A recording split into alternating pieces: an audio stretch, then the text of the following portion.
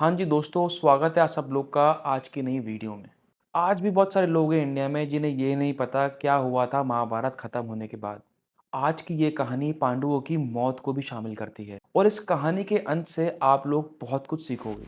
महाभारत की कहानी पांडवों की जीत और कौरवों के मौत के बाद खत्म नहीं हुई थी, बल्कि श्री कृष्ण जी पांडवों के साथ वो 18 दिन का युद्ध जीतने के बाद भी उस माँ के श्राप से नहीं बच पाए थे जिसने अपने 100 बेटों को खो दिया था उस युद्ध में। और उस माँ का नाम था गंधारी। गंधारी के दुख की आग में पूरा यादव वंश और कृष्ण जी को इस पृथ्वी को छोड़ के जाना पड़ा। यदि आप लोग को जानना है महाभारत खत्म होने के बाद क्या हुआ था कृष्ण जी के साथ, तो उसके लिए मैंने एक अलग वीडियो बनाई है जिसका नाम है जगन्नाथ टेम्पल। वो वीडियो आप जाके जरूर देखना, जहां आपको पता लगेगा कि कृष्ण जी इस दुनिया से कैसे गए थे। चलिए कहानी में आगे बढ़ते हैं। कृष्ण जी की मौत अंत नहीं थी, बल्कि एक अंत की नई शुरुआत थी। कृष्ण जी की मौत अर्जुन के लिए एक बहुत बड़ा झटका थी, क्योंकि अर्जुन को ये तो पता लग गया था कि इस धर्म की रक्षा और इस युद्ध को वो तभी जीत पाए थे क्योंकि उनके साथ श्री कृष्ण जी थे।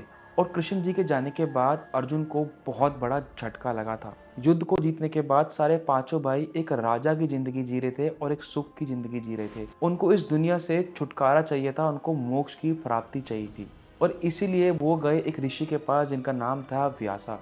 अर्जुन ने ऋषि व्यासा को ये बताया कि उनका जिंदगी जीने का मन बिल्कुल भी नहीं कर रहा। तो उन ऋषि ने ये बताया, इस मोक्ष की प्राप्ति के लिए और सुख के लिए आपको हिमालय की चढ़ाई करनी पड़ेगी। और उनका ये मानना था हिमालय के शिखर पे स्वर्ग है, मतलब वो पॉइंट है जहाँ पर स्वर्ग और धरती आपस में मिले हुए हैं। और इसी चढ़ाई को चढ़ने के लिए इन पांचों भाइयों ने एक योजना बनाई। उन भाइयों में सबसे बड़ा भाई था युधिष्ठिर। युधिष्ठिर ने परीक्षित को राजा बना दिया था हस्तिनापुर का। मैं आप लोगों को बता दूं, परीक्षित अर्जुन का पोता था और अभिमन्यु और उतारा का बेटा। ये सब कुछ हो जाने के बाद ये 6 लोग उस यात्रा को शुरू करते हैं। मैं आप लोग को बता दूं इस यात्रा में कौन कौन लोग थे। सबसे बड़े भाई युधिष्ठिर, भीमा, अर्जुना, नकुला और सहदेव, और इन पांचों की पत्नी द्रौपदी। सबसे पहले ये लोग दक्षिण की तरफ गए और तभी इन लोगों के सामने प्रकट होती हैं अग्नि देवी।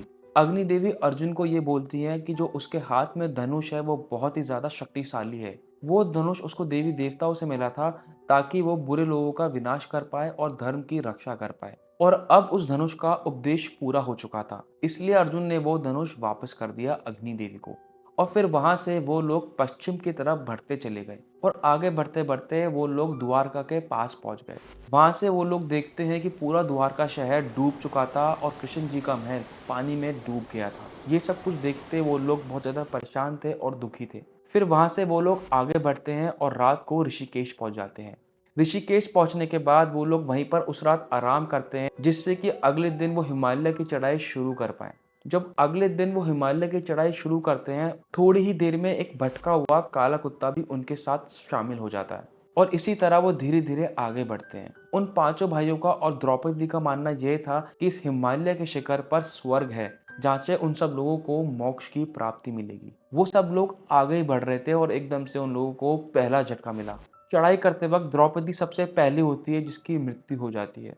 भीमा ने अपने बड़े भाई युधिष्ठिर से पूछा, जो धर्म की रक्षा करते थे, कि द्रौपदी इस रास्ते को क्यों नहीं चल पाई। तो युधिष्ठिर ने धीरे आवाज करके बोला कि द्रौपदी ने हम सबको एक वचन दिया था कि वो हम सब से एक जैसा प्यार करेगी और हमारा ख्याल रखेगी। लेकिन द्रौपदी के मन में एक खोट था, वो सबसे ज्यादा अर्जुन से प्यार करती थी और उसके प्रति उसे प्रेरणा भी थी। और इसी वजह से द्रौपदी को इस दुनिया से जाना पड़ा और उसकी वहीं पर जान निकल गई। द्रौपदी ने अपना वादा नहीं निभाया था, इसलिए वो पहली थी जो वहां से चली गई।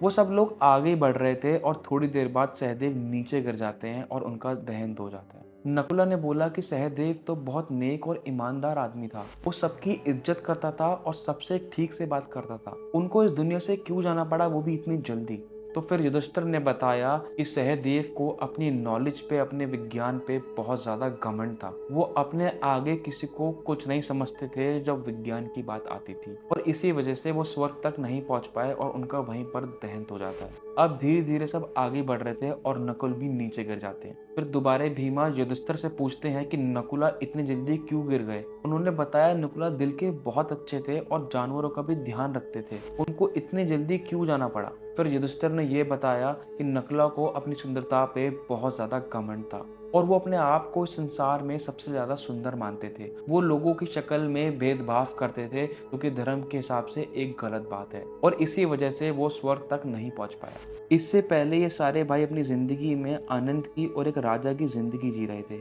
लेकिन उन्हें जीवन और मृत्यु के सिद्धांतों के सामने झुकना पड़ा। अब तक उन लोगों को पहाड़ चढ़े सिर्फ एक दिन ही हुआ था और 3 लोगों की मौत भी हो गई थी।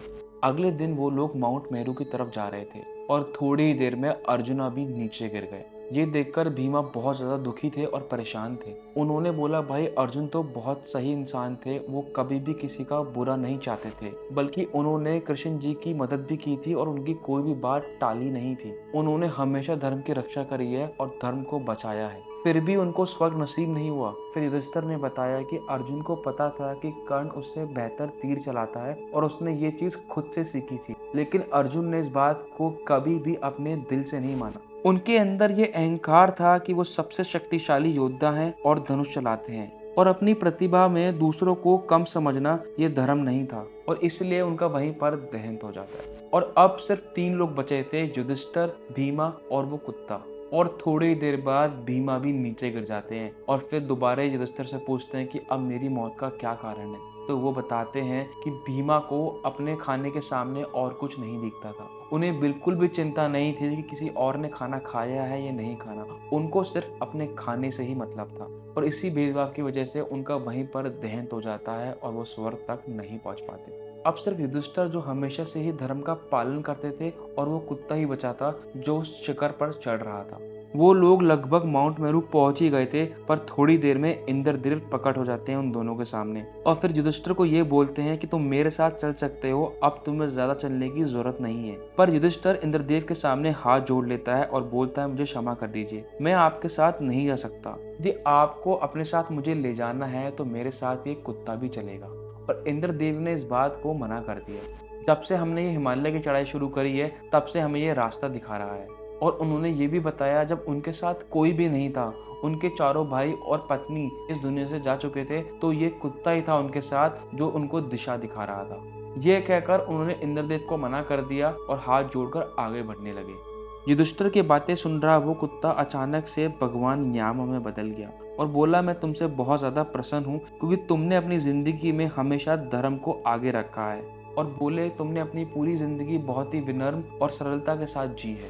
और उन्होंने फिर ये बताया, इंसान चाहे कोई भी हो, किसी भी परिवार से हो, कितना भी प्यारा हो और कुछ भी क्यों ना करता हो अपनी रोजी रोटी के लिए, अंत में उसका धर्म ही उसका साथ देगा और उसे स्वर्ग तक ले जाएगा। और फिर इसके बाद वो भगवान यामा युधिष्ठिर को स्वर्ग ले जाते हैं और फिर उनको स्वर्ग के दर्शन भी होते हैं। वहां पहुंचने के बाद वो देखते हैं सारे कौरव भाई भी वहां पर मौजूद हैं, पर वो ये देखते हैं कि उनका कोई भी भाई और उनकी पत्नी वहां पर मौजूद नहीं है। फिर वो भगवान यामा से पूछते हैं कि मेरे यहाँ पे सगे भाई और पत्नी क्यों नहीं है। भगवान यामा ने ये बताया, इंसान को अपने पापों के अनुसार नरक में समय बिताना होता है, और जब वो समय पूरा हो जाता है फिर वो इंसान स्वर्ग में आता है। फिर युधिष्ठिर ने ये बात पूछी कि कौरव स्वर्ग में कैसे आए। फिर भगवान यामा ने ये भी बताया कि वो लोग अपनी ड्यूटीज निभा रहे थे, और जो भी इंसान अपनी ड्यूटी निभा रहा होता है और उस समय उसकी मृत्यु हो जाती है, तो उस इंसान को स्वर्ग लाया जाता है। तो दोस्तों, अब तक आप लोग ये तो समझ गए होंगे कि आगे बढ़ने से पहले अच्छा इंसान और सही इंसान बनना बहुत ज्यादा जरूरी है। पांडवों की अंत की कहानी हमारे मन में धर्म और कर्म की समझ को साफ कर देती है। सत्य ये है कि कोई भी अंतिम निर्णय से बच नहीं सकता। पांडवों को युद्ध में विजय प्राप्त मिलने के बावजूद भी उन्हें अपने जीवन में की गई सारी गलतियों की वजह से उन्हें भुगतना पड़ा। तो अगर दोस्तों आपको ये वीडियो अच्छी लगी तो लाइक कर दीजिए, शेयर कर दीजिए और कमेंट करके ये बता दीजिए कि अगली वीडियो किस टॉपिक पे बनाई जाए। इसके अलावा दोस्तों, अगर आप लोगों के पास अपनी खुद की कोई रियल लाइफ हॉरर स्टोरी है तो वो भी आप मेरे साथ शेयर कर सकते हैं नीचे दिए गए इंस्टाग्राम नंबर पे और व्हाट्सएप लिंक पे। तब तक के लिए दोस्तों, take care and good night.